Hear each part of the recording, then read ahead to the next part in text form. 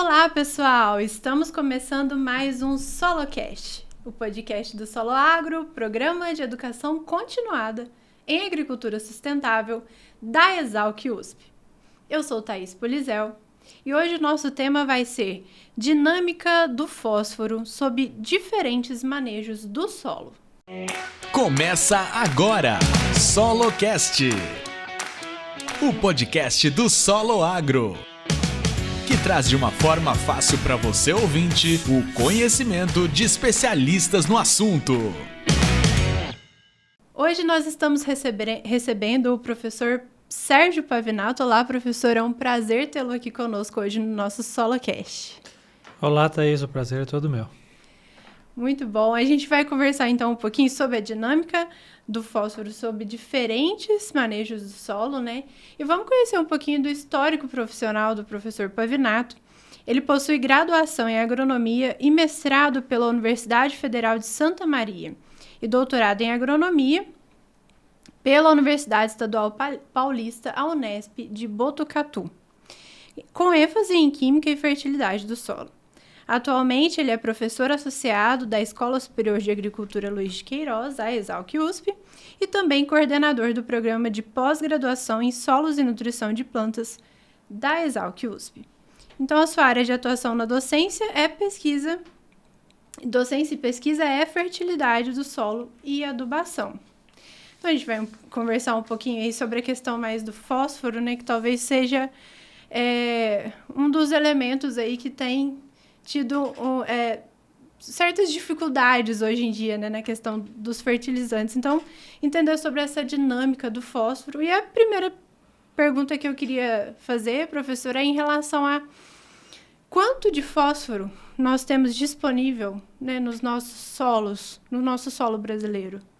Bom, Thaís, a pergunta é bastante complexa, né, porque a gente tem que considerar também o total de fósforo que a gente tem no solo. Então, dando um exemplo, né, a gente tem feito muitos trabalhos em termos de pesquisa dinâmica do fósforo no solo e a gente encontra os mais variados números. Então, por exemplo, a gente pega em solos nativos brasileiros, solos que têm desde 100 ppm até 500, 800 ppm de fósforo disponível, de fósforo total.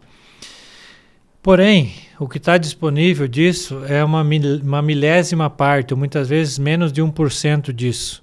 Então, por exemplo, solos de cerrado brasileiro, que é o solo, né, da grande expansão agrícola nossa mais recentemente, nativos nós não temos nenhum ppm. Então, se tem 200, 300 ppm de fósforo total já natural do solo, menos de 1 ppm muitas vezes é disponível para a planta. Então, por isso que muitas plantas não se adaptam a esses ambientes e só ficam as plantas que realmente têm uma certa capacidade de adaptação a esses ambientes muito pobres. Ok, mas isso é um contexto pensando nas áreas nativas. Agora, se nós imaginarmos as áreas cultivadas que nós temos hoje em dia, nós temos solos com desde mais de 1000 ppm, né, em regiões, por exemplo, nativas do sul do Brasil, que tinham solos com características, né, de formação de rochas muito mais ricas, até solos que hoje têm 300, 400, 500 ppm de regiões mais arenosas, principalmente, né? Então, se nós imaginarmos lá o oeste da Bahia, né, que é uma fronteira agrícola que recentemente recentemente eu digo nas últimas 2 décadas aí está sendo explorado. Os solos de lá, naturalmente, eles têm aí 400, 500 ppm de fósforo total. Mas, voltando para a sua pergunta, fósforo disponível é uma fração disso. E uma fração disso pode representar muitas vezes 20, 30, 40 ppm, 50 ppm. Depende do manejo que você deu para o seu solo e depende de como são as características intrínsecas, né, específicas desse solo para reter o fósforo. Então, depois nós vamos abordar um pouco mais sobre isso, né? Quais as reações que ocorrem no solo e como nós podemos melhorar para explorar isso aí. Mas os números que nós temos hoje são médios, né? E aí a gente tem que também abordar um pouco a metodologia, porque se nós falamos em P-resina é uma coisa, falamos em P-melish é outra. Então, grande parte do nosso Brasil, o melish é uma metodologia mais amplamente utilizada. Agora, pega o estado de São Paulo e os arredores aqui, o pessoal usa muito a resina. Então, não quer dizer, os números mudam bastante. Por exemplo, né, 40 ppm de fósforo resina disponível para a planta é muito diferente de 40 ppm de fósforo melis, né, se está num solo arenoso ou se está num argiloso. Resina não muda muito de solo para solo. Agora, o melis, sim, o melis tem uma variação muito grande. Então, essa resposta é bastante ampla, né? O seu questionamento. Bastante complexa, né? E explica um pouquinho, às vezes quem está nos ouvindo não faz muita ideia, né, do que é essa metodologia que o senhor citou aí. Isso seria na formulação do fertilizante? Seria isso? Não tem nada a ver com o fertilizante. Na verdade, isso é disponibilidade no solo. Então, no solo. Quando nós mandamos uma análise para, né, um solo para fazer análise química, se determina por diferentes extratores. Então, esses são extratores de fósforo no solo. Então, no caso da resina, né, a metodologia padrão do Estado de São Paulo, Boletim 100, a metodologia do IAC, né, que é clássica para determinação, para depois recomendação pelo Boletim 100, se usa a resina, e a resina é basicamente uma troca. Ou seja, você coloca o solo, a amostra de solo na água, agita-se, o fósforo que sair desse solo e for para a água, a resina capta. Então, ele supostamente simula mais ou menos o que a raiz faz quando ela está, né, em contato com a solução do solo lá na hora da absorção. Certo. O melis, por exemplo, né, que é uma metodologia que também foi padronizada para usar no Brasil lá desde a década de 70, 80, ele é um ácido. Então, ele é um ácido diluído.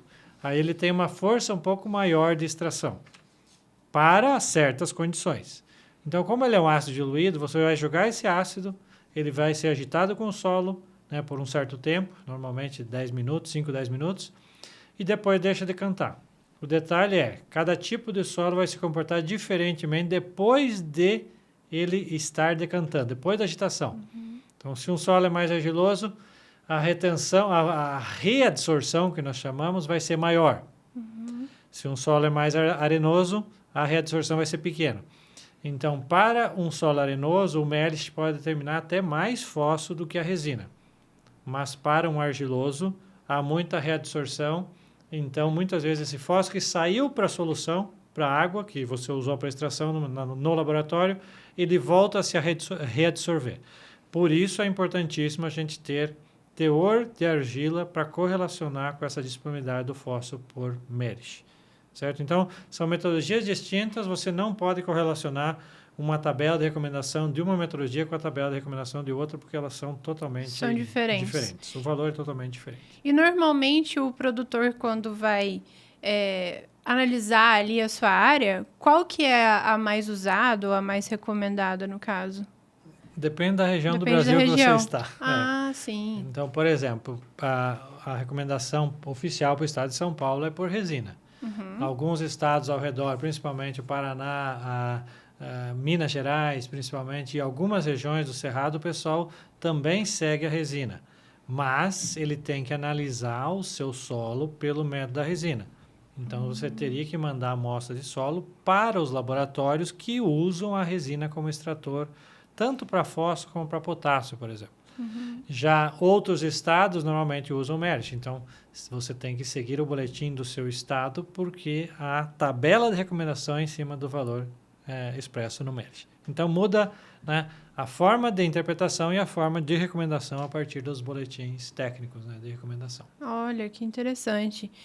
E, professora, as plantas, elas têm algum mecanismo de exploração de fósforo no solo, pensando no que o senhor comentou agora anteriormente? Essa é uma pesquisa, uma linha de pesquisa que a gente vem buscando há bastante tempo já. Obviamente, nós não somos novos, né, na exploração de fósforo. Muitos pesquisadores antes de mim já estavam buscando isso também. Mas a gente busca melhorar através do manejo. Ou seja, as plantas, algumas espécies têm uma habilidade maior em explorar esse fósforo, né? Principalmente crescendo mais raiz, aumentando o volume de raiz, aumentando o volume explorado do solo, então, por este nutriente, não só por este, mas pelos outros também, além dela ter um potencial de modificar principalmente pH. Então, a modificação promovida pelo sistema radicular no pH em volta da raiz, em volta da rizosfera, essa promove muitas vezes a alteração na disponibilidade de fósforo. Então, algumas espécies como exemplo, né? O tremoço. Tremoço é uma cultura que tradicionalmente o pessoal fala, né, que ele tem a habilidade de explorar melhor o fósforo do solo. Por quê? Porque ele solubiliza alguns compostos orgânicos na raiz e esses compostos orgânicos eles agem como competidores com o fósforo nos grupos funcionais do solo, ou seja, nas cargas que o solo tem para reter fósforo. Ou seja, se eu coloco um competidor no meio, esse competidor vai tender a querer expulsar o elemento que já está lá. Neste caso, se o fósforo está lá e o competidor, o ânion orgânico, está junto com ele, ele tende a deixar esse fósforo mais solúvel em solução, mais livre em solução, e aí mais hábil para a planta absorver esse fósforo. Então, nós temos alguns mecanismos que as plantas, né, têm essa capacidade de modificar no meio. Então, um deles, como eu falei, é o pH, modificar o pH. Outro deles é intensificar o sistema radicular. E também as plantas, algumas espécies têm capacidade de solubilizar certos compostos que competem com o fósforo. Então, por exemplo, ácido cítrico, ácido málico, ácido tartárico, mas o málico e o cítrico são os mais fortes em termos de competição, que não são todas as espécies que funcionam nesse meio. Então, algumas espécies têm maior capacidade de solubilização, outras menos. Ok, como é que nós vamos saber se uma espécie tem essas capacidades, então? Então, claro, nós temos que ter estudos prévios, né, mostrando qual é a capacidade dessa espécie em solubilizar. Mas nem todas as espécies têm todos esses meios. Algumas têm um sistema radicular mais abundante, outra tem uma capacidade de modificar pH mais intensa, outra tem uma capacidade de solubilizar compostos orgânicos mais intensa. Então, esses são os 3 mecanismos direto da planta com potencial para solubilizar ou competir, né, com o solo pelo fósforo. Certo. E esse eu acho que é um ponto importante, né, que normalmente o que a gente fala é a planta compete com o solo por fósforo, porque o fósforo não vai embora normalmente. É muito difícil você perder fósforo. Então, o que acontece no solo é, você aplicou via fertilizante, esse fertilizante vai solubilizar em solução, solubilizou em solução, ou ele vai para a planta, ou ele começa a sofrer absorção na parte do solo. Então, você manejando bem o seu solo, você colocando plantas que possam reciclar mais nutrientes, né? E não deixando esse fósforo se absorver tão fortemente, pode ser um meio de você aproveitar melhor esse nutriente. Então, são estratégias que a gente tem para tentar melhorar o aproveitamento desse fósforo. Mas nós sabemos que o fósforo vai sofrer absorção no solo. Por quê? Porque a afinidade da fração sólida do solo, principalmente os óxidos de ferro e alumínio, ela é muito alta por fósforo. Então, colocou um fósforo, sobrou esse fósforo na solução do solo, a tendência é que esse solo absorva, ou adsorva, né? O termo correto é adsorva. Retenha esse fósforo de maneira com ligações químicas fortes, na verdade, e essas ligações químicas acabam sendo um competidor, né? E o fósforo acaba sendo absorvido no solo, não ficando tão disponível para a planta em si. Então, o manejo do fósforo, o manejo do fertilizante é importantíssimo nesse caso, para você tentar evitar um pouco essa absorção e aumentar o aproveitamento pela planta de maneira geral. Perfeito, professor. E como que o produtor ele pode melhorar esse manejo do solo dele para aumentar essa eficiência? Quais que são as principais práticas que ele pode fazer hoje, pensando em eu já estou gastando com fertilizante. Ele sabe agora, né, que existe aí uma questão da absorção do solo. E o que ele pode fazer, né, para melhorar essa eficiência, então? Para que a planta tenha aí um contato melhor, Sim. né? O que é de fácil acesso pelo produtor? Controlar pH. Então, se você faz uma calagem regular, você mantém o seu pH mais adequado, você melhora a liberação ou a disponibilidade no fósforo no solo. Mas qual é o pH ideal para fósforo? O pH ideal para fósforo é de 6,5 a 7. Mas eu não vou aplicar calcário para elevar o meu pH para 7. É difícil o produtor fazer isso. As recomendações, inclusive os boletins, não falam nisso, né? É muito improvável que o produtor vai elevar o pH para 7. Mas quanto mais próximo, pelo menos a 6,5 seria o ideal para fósforo. Aí você aumenta o aproveitamento. E outro ponto importantíssimo que o produtor pode fazer é a rotação de culturas e o manejo da sua área para aumentar matéria orgânica e ciclagem de nutrientes. Então, esse é o manejo que o produtor pode fazer, né? É só ele fazer um planejamento adequado para ter sempre cultura em cima de seu solo, então estar sempre ciclando nutrientes. Então, quando você tem nutrientes no tecido de planta ciclando, você aumenta a eficiência de todos os nutrientes, porque esses nutrientes vão estar, né, mineralizando com os micro-organismos e vão solubilizar para a solução novamente. Então, para fósforo é a melhor alternativa.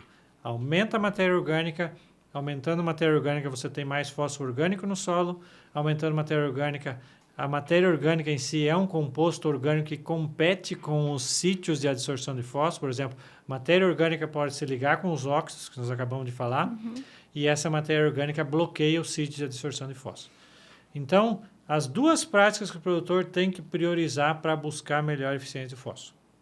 Manter pH adequado e buscar incorporar o máximo possível de material orgânico no teu solo, para aumentar os níveis de matéria orgânica e melhorar a ciclagem de nutrientes.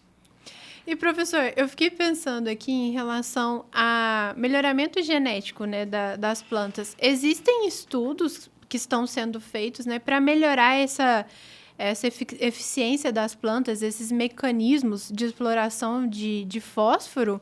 Existe isso? Eu fiquei pensando em relação à genética ajudar nesse contexto. Não, essa é uma ótima pergunta, Thaís, porque eu particularmente acho que o melhoramento genético deveria ser o nosso parceiro nessa exploração do fósforo. Por quê? Porque plantas com um sistema radicular mais abundante, elas vão explorar melhor o solo. Explorando melhor o solo, elas vão em busca, obviamente, de água, mas vão em busca dos nutrientes também. Então, para fósforo, isso é importantíssimo. Normalmente, as plantas exploram o volume de solo, por exemplo, para fósforo, 5%, um pouquinho mais às vezes, daquela camada 0 a 20 ali onde tem raiz realmente. Por quê? Porque o fósforo não se desloca no solo. A difusão de fósforo ela é muito baixa. Então, você querer que o fósforo se desloque lá 1 centímetro no solo, isso aí vai levar 1 ano quase. Então, se você tiver raiz que vá até lá, para absorver esse fósforo, vai facilitar muito. Por isso que o melhoramento genético acho que devia ser o nosso maior aliado para intensificar plantas com sistema radicular mais abundante e principalmente com pelos radiculares. Plantas que, né, no seu sistema radicular tem mais pelos, elas exploram melhor esse fósforo do solo e, consequentemente, você vai aproveitar melhor o fósforo que você adicionou via fertilizante ou que já está lá no solo. Porém, o que a gente tem visto nos últimos tempos é que o melhoramento genético, né, as grandes indústrias de produção de sementes, elas não olham tanto para baixo, elas olham para cima. Ou seja, elas querem que colha mais. Colhendo mais, né, o que importa é o de cima. Então, o que o produtor vê é em cima. Aí embaixo ele vê muito pouco. Né? E o que vê, obviamente, representa no bolso dele. Mas eu acho que o melhoramento genético deveria também olhar para baixo para fazer uma exploração melhor do solo e ciclar mais nutrientes. Então, tornar o seu sistema produtivo mais equilibrado e incorporar mais carbono no solo, via raiz, né, via sistema de produção. Então, eu particularmente acho que isso aí deveria ser também uma lacuna a ser explorada pelo melhoramento genético. Termos plantas mais efetivas em explorar o solo para buscar água e para buscar nutrientes também. Ah, excelente. Fiquei aí na curiosidade, né? Vou dar uma olhada e vou pesquisar um pouquinho depois sobre isso. Muito interessante, né? Saber que são realmente aliados. E quais que seriam, então, professor, as formas de fósforo, né, que a planta consegue, então, explorar ali no ambiente? Bom, dentro das estratégias que a planta tem de absorção de nutrientes, obviamente nós sabemos que a absorção pela planta é via mineral, ou seja, os nutrientes têm que estar solúveis em solução para ser absorvido. Ou seja, né, os tradicionais para fósforo, H2PO4-, HPO4-2-, são as duas formas que a planta absorve via da solução do solo via raiz. Porém, para nós suprirmos esse fósforo para a solução, nós temos uma série de reações que ocorrem no solo, né? Tanto de formas orgânicas como formas inorgânicas. Então, a gente estuda muito isso através de fracionamento, né? Determinar frações de fósforo que estão no solo e quanto disso pode ficar disponível para a planta. Então, a gente determina através de extrações químicas, né? Fósforo lábil, fósforo moderadamente lábil, fósforo não lábil. E dentro dessas frações, uma parte que é orgânica e outra parte que é inorgânica. Ok, o que a planta realmente acessa disso? Obviamente a fração lábil ou a fração prontamente disponível, por exemplo, a determinada por Melich, por resina, esse aí é um fósforo que está prontamente disponível para a planta. A planta absorveu da solução, mais fósforo vai vir para a solução para ela continuar o processo de absorção. Agora, formas menos lábeis de fósforo, elas precisam sofrer transformações. Exemplo da fração orgânica. Nós normalmente temos uma parte do fósforo que está ligado a compostos orgânicos no solo. Essa fração orgânica precisa sofrer transformações por enzimas. Né? E o mais clássico hoje que está na moda é determinar as enzimas do solo, para saber a saúde do solo e tudo mais. Então, fosfatase. Fosfatase é uma enzima clássica, tanto ácida como alcalina, que são atividades que o solo está promovendo, ou né, bactérias, micro-organismos estão promovendo para quebrar fósforo orgânico. A planta também pode exudar fosfatases via sistema reticular. E aí ela ajuda no processo de quebra desse fósforo orgânico para esse fósforo ir para a solução. Estando na solução, a planta absorve. Formas inorgânicas, elas dependem muito mais de reações químicas. Então, por exemplo, né, um fósforo que está ligado a um ferro ou um alumínio, esse fósforo ele precisa ter um competidor ou mudar o pH, como nós falamos antes, né? Então, nessas trocas químicas, nós precisamos colocar algum competidor para ajudar esse fósforo a vir para a solução. Exemplo, né? Pegamos alguns estudos, né, em solos do Cerrado, aí um solo do Mato Grosso do Sul, aí, de um cerrado aberto há 40 anos já. Naquele solo, nós tínhamos mais de 800 ppm de fósforo disponível, de fósforo total. Fósforo disponível, 50 ppm. 50 ppm. Fósforo lábil, que nós consideramos que é um fósforo que também envolve umas frações orgânicas, dava em torno de 100 ppm. Fósforo moderadamente lábil, que está no meio de campo, né, não está nem no ataque nem na defesa, ele representava em torno de 300 ppm. E os outros, né, 450, 500 ppm estavam em formas não disponíveis. Mas nós fizemos alguns estudos com plantas com capacidade de exploração e, por exemplo, a braquiária, uma que tem um sistema de carga muito abundante, um potencial muito grande de explorar, e essa braquiária conseguiu tirar boa parte desse fósforo que é considerado não lábil. Nós conseguimos reduzir substancialmente a fração chamada de não lábil, ou seja, as plantas têm estratégias para ir buscar esse fósforo não prontamente disponível do solo. O detalhe é, isso é economicamente viável para o produtor? Isso não vai comprometer a produtividade dele? Então, nós estamos intensificando mais os nossos estudos para ver até que ponto nós podemos ir, né? Até que ponto nós podemos chegar para explorar esse fósforo que já está lá no solo, que está em frações não disponíveis, mas que poderíamos, através do manejo, através de rotação de culturas, plantas de cobertura e tudo mais, explorar parte desse fósforo, representando um ganho para o produtor sem, né, um custo adicional com fertilizante. Então, nós temos alguns projetos em andamento aí nessa linha para tentar buscar melhor eficiência. Muito bom, professor. E em relação à questão de o fertilizante, né, o fósforo que o produtor ele precisa colocar ali dentro da sua propriedade, o fertilizante à base de fósforo, ele é um produto caro, né? Ele é um insumo caro. Eu queria que o senhor comentasse em relação a se a disponibilidade que existe aí desse fertilizante é infinita, né? Eu imagino que não seja, mas comenta um pouquinho sobre isso. E por que esses estudos, né, em relação ao fósforo que já está ali são importantes relacionando essa disponibilidade de fertilizante fosfatado, então, essa dificuldade aí que a gente tem na agricultura? Existem 2 pontos importantes aqui nesse meio. Um deles Nós estamos hoje na agricultura brasileira o que foi para a Europa há um século atrás, mais ou menos. Ou seja, claro que os solos deles são totalmente diferentes dos nossos, mas enquanto eles usavam dejetos, né, e resíduos para adubar o seu solo na agricultura lá mais ancestral,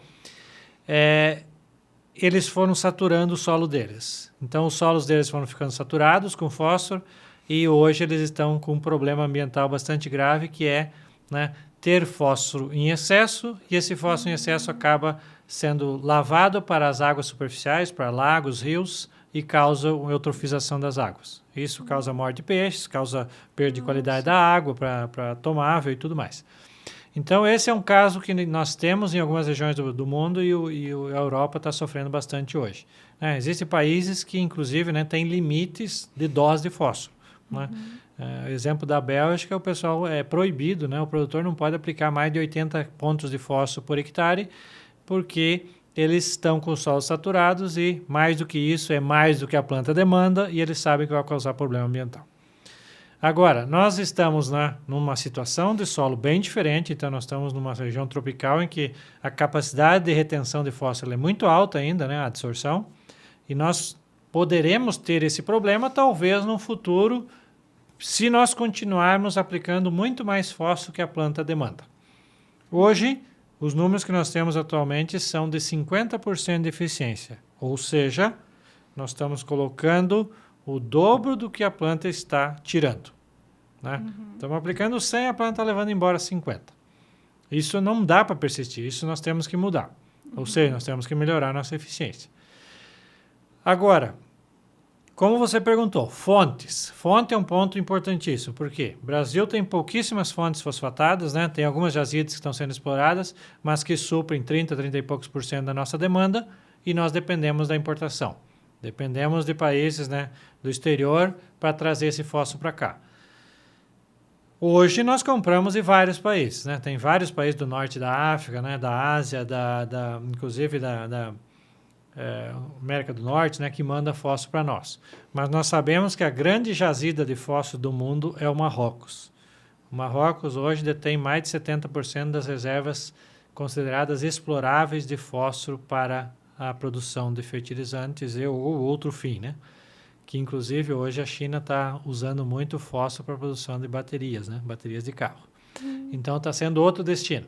Mas, né, pensando em fertilizante, hoje ainda quase 90% do explorado de fósforo em jazidas ainda é usado para fertilizante.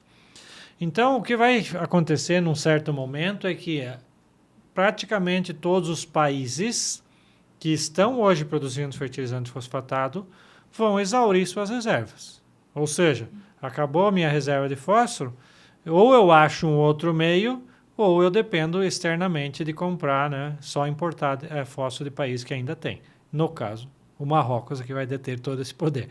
Então, pensando a grosso modo pelos dados que o Sistema Geológico Americano tem de números, né, de exploração de rochas fosfatadas, boa parte dos países que hoje produzem fosfato, pega a China, pega a Rússia, pega, né, Egito, Arábia Saudita, África do Sul e assim por diante, em 40, 50 anos as reservas deles vão acabar. No Brasil, inclusive. E aí, daí para frente, o Marrocos seria o detentor das reservas de fosfato que eles estimam que tenham para explorar por 1000 anos, pelo menos. Certo? Então, o que vai acontecer, potencialmente, é problemas políticos que podem comprometer esse fornecimento de fósforo para muitos países. Né? Hoje, o Marrocos está politicamente estável, né? O rei que manda lá hoje é sociável, né? Ele tem boas colaborações com a maioria dos países do mundo.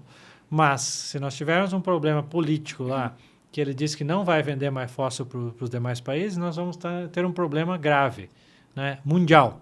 Isso pode ser mundial, porque nós podemos ter restrição de acesso a fósforo. E aí? E aí o que nós fazemos? Então, achar estratégias de usar melhor esse fósforo que já está no solo, ou achar alternativas para você reciclar mais esse fósforo, acho que é o meio que nós temos que buscar hoje para não ser tão dependente de fontes externas e tão dependente de vir fertilizantes de outros países. Nós sabemos que essas reservas são finitas, né? Se nós imaginássemos o consumo de fósforo que nós temos hoje no mundo e as reservas que a gente conhece, nós sabemos que dá para suprir mais ou menos para 300 anos. Mais do que isso, provavelmente não. Nossa, e realmente é bem sério, então, a questão. Exato. Mas tudo bem, nós temos que considerar que nós estamos usando definitivamente fertilizante mineral nos últimos 60, 70 anos. Então, para mais 300 anos, é um longo tempo ainda pela frente. Sim. Mas é claro, se nós queremos ter um sistema sustentável, e que hoje, né, a sustentabilidade está na moda e todo mundo busca, né, esse alvo, nós temos que ser mais eficientes. Ou seja, nós temos que tentar usar melhor o que nós estamos jogando no solo. Certo, professor. E em relação, então, a essas alternativas que você acaba citando, existem aquelas alternativas para o lado dos biológicos que a gente pode falar aí para o suprimento do fósforo? Existem, eu já ouvi algumas bactérias, né? O senhor pode comentar um pouquinho sobre isso e se isso pode nos ajudar nessa questão do fósforo? Se nós pegarmos os últimos 8, 10 anos, houve uma grande evolução nessa parte de biológicos para ajudar na nutrição de plantas. Nós sabemos, controle biológico, tudo mais, de pragas, doenças, é outra linha. Mas para a nutrição de plantas, eu acho que surgiram os mais variados produtos. Nós sabemos hoje que o gênero Bacillus, por exemplo, é uma bactéria que tem atuado muito em conjunto com plantas e pode ajudar, sim. Nós sabemos, né, de vários produtos comerciais hoje que estão atuando nessa linha e que têm o potencial de ajudar a planta. Nós vemos muito a palavra solubilizador de fosfato, mas a palavra ela soa meio forte. Por quê? Porque provar que o micro-organismo está solubilizando o fosfato no solo é muito difícil. Não é? Em laboratório, se a gente coloca... Eu tenho várias linhas de pesquisa nesse viés, né? E também vários colegas de minhas instituições e outras instituições têm feito trabalhos com isso. Provar que realmente ele está solubilizando o fósforo do solo às vezes é difícil, né? Você coloca lá isolado no laboratório, você vê que ele solubiliza fosfato de cálcio, solubiliza muitas vezes fosfato de alumínio, fosfato de ferro, né? In vitro, lá num tubo.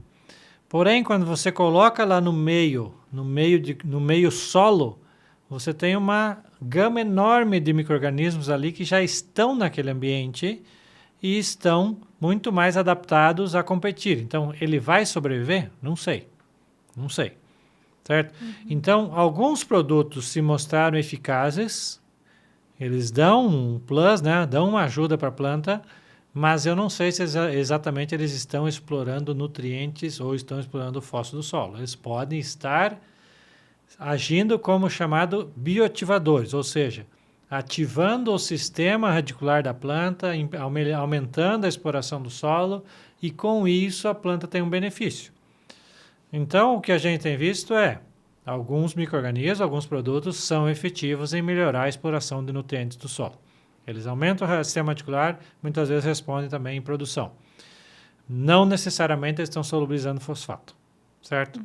Mas, se você provar que ele está absorvendo mais fósforo, obviamente ele ajudou de alguma forma.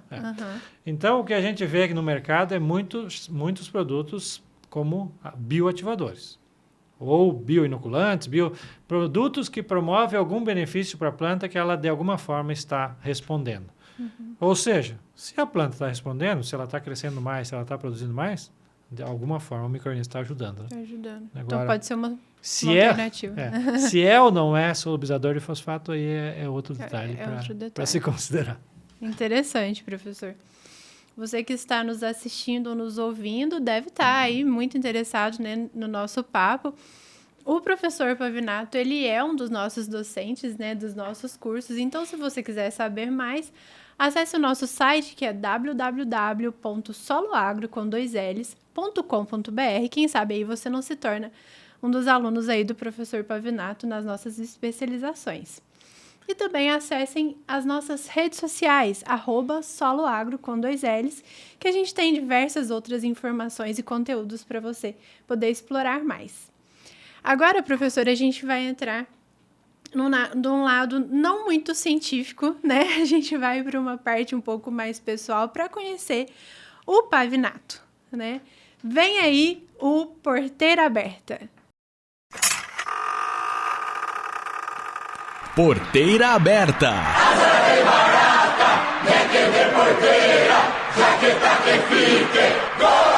Um momento descontraído com nossos especialistas. Aumenta o som que a nossa prosa é agora.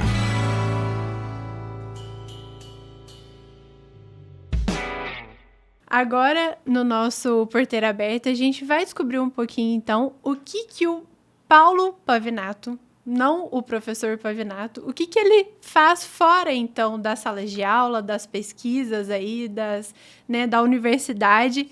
Ele comentou com a gente que gosta bastante de futebol, então é gremista, né, professor? E gosta muito de corrida de rua. Fala um pouquinho pra gente sobre esse outro lado da sua vida. Nós estamos numa fase ruim, né? Estamos sofrendo com o meu time, porque o meu time hoje está numa crise existencial. Está difícil de arranjar um time compacto para não perder. Então, infelizmente, torcer para o Grêmio hoje não está numa fase boa. Mas ainda assim continua, né? Continua gremista. Nós não desistimos nunca. É isso aí. Mas futebol eu sempre gostei, né? Desde a minha infância, e a gente continua jogando. Jogamos 2 vezes por semana, pelo menos. Olha que legal. Né? A maioria das vezes com nossos alunos mesmo, né? A gente se diverte e tem a descontração. O momento de descontração acho que é muito importante na sua vida, porque realmente, né?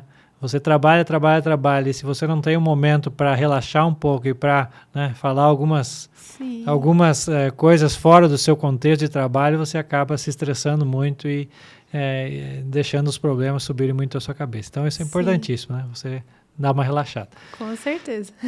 E quanto à corrida, né? Corrida acho que foi uns 6 ou 7 anos para cá que a gente começou as corridas de rua e a gente vai se desafiando sempre um pouquinho mais. Então, o que a gente quer é sempre baixar o seu tempo, é sempre conseguir um pouquinho a mais, baixar o seu pace. Então, a gente tá buscando sempre intensificar as corridas, né? Se preparar melhor fisicamente, né? Obviamente que não é tão fácil, porque a gente tem que ser mais regrado com a saúde, né? Com a alimentação e tudo mais. Então a gente faz o possível para manter um ritmo bom aí, conseguir fazer um pace legal e se divertir nessas corridas de rua.